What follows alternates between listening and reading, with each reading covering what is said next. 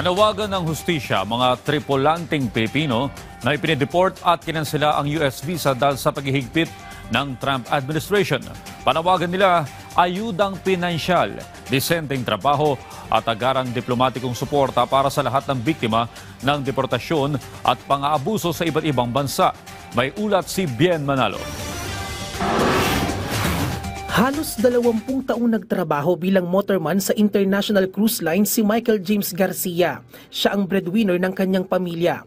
Pero nitong October 11, laking gulat niya nang puwersahan silang pababain ng barko, pusasan at kapkapan ng mga tauhan ng US Customs and Border Patrol. Ang aligasyon, sangkot umano sila sa child pornography.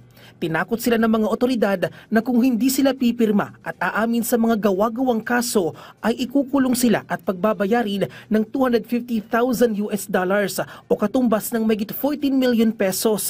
Dahil sa takot ay pinirmahan nila ang naturang dokumento. Pero nalaman nila na ang kanilang nilagdaan ay pagkansela pala sa kanilang US visa. Dahil dito, agad na tinapos ang kanilang kontrata. Kinansela ang kanilang US visa at deportasyon mula sa gobyerno ng Amerika na walang malinaw na investigasyon o due process. October 13 nang makabalik sila ng Pilipinas. Wala kaming kinalaman doon. Napaka-depressing po. Saka hindi po namin alam kung paano kami uli magsisimula.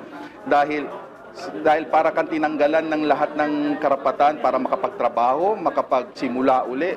Wala rin anya silang natanggap na suporta o tulong mula sa kanilang manning agencies. Ang inaasahan namin, ang manning agency namin mismo ang tutulong sa amin para makabangon uli, pero sila lang mismo rin pala yung lalo magdadahon sa amin. Kaya napakasakit kay Secretary Cacta na sana po ma-check po yung mga manning agency na grabe po yung ginagawa nilang standard na hindi naman po talaga dapat nararapat. Noong September 26, sasampa na sana sa isang international cruise ship si Fernandito Barcelon bilang assistant cook. Pero napurnada nang makatanggap siya ng email na nire-revoke o kinakansela ang kanyang US visa. Agad siyang nagpunta sa kanyang manning agency para idulog ang nangyari. Pero wala raw silang alam tungkol dito at sa halip ay pinapapunta pa siya sa US Embassy para sumangguni. Nakatanggap naman daw siya ng 50,000 pesos mula sa Overseas Workers Welfare Administration. Pero agad itong binawi sa kanya dahil hindi daw siya qualified na makatanggap ng ayuda. Binigay na sa akin, kinuha pa. Hindi daw ako qualified. Sana, sabi ko nga sa kanila, sana trabaho na lang po. Kasi 50,000 mauubos din po yan eh. Yung trabaho pang araw-araw, yung po ang makakabuhay sa amin.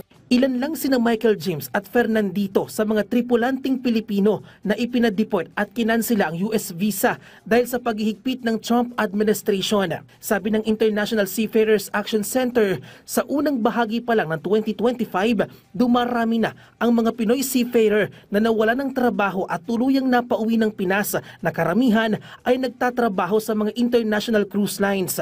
Malinaw nila na ang sapilitang deportation o pagpapauwi sa kanila ay paglabag sa karapatan at may matinding epekto sa kanilang kabuhayan. Nauna na ring nangako ang Department of Migrant Workers ng tulong pinansyal na 50,000 pesos at livelihood support sa lahat ng biktima. Pero 3 hanggang 4 na buwan pa raw ito bago matanggap. Nagkaroon na rin ng pagdinig sa Senado pero wala pa rin daw malinaw na resulta o tulong na ibinigay. Kaya panawagan nila ayudang pinansyal, disenteng trabaho at agarang legal at diplomatikong suporta sa lahat ng seafarers at OFW na biktima ng diskriminasyon, deportasyon at pang-aabuso sa iba't ibang bansa. Sa November 4, magtitipon sila sa harapan ng Embahada ng Estados Unidos para ipanawagan ang kanilang diplomatic protest para maibalik ang kanilang US visa. Dapat diplomatic protest ang Philippine government. Dapat tipunin ang mga biktima, bigyan ng abogado, magsampa laban sa gobyerno ng US, magpadala ng diplomatic protest. Samantala, sinubukan naming kuhanin ang panig ng DMW tungkol dito, pero wala pa silang tugon sa ngayon. Bien Manalo para sa Pambansang TV sa Bagong Pilipinas.